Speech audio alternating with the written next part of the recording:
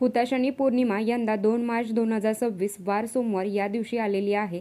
आता खरं तर पौर्णिमा 2 दिवस असणार आहे, कारण 2 मार्चला संध्याकाळी 5:56 पौर्णिमा लागणार आहे आणि दुसऱ्याच दिवशी 3 तारखेला संध्याकाळी 5:08 संपणार आहे।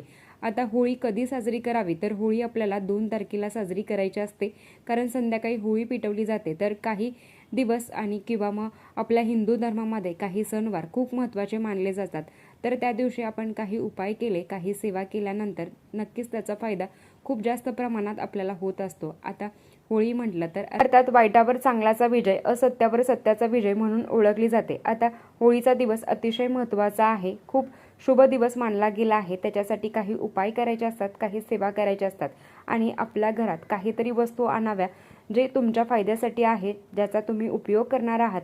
तर त्या वस्तू कुठल्या आहेत त्या संदर्भातली माहिती खाली दिलेल्या लिंकवर आहे। धन्यवाद। श्री स्वामी समर्थ।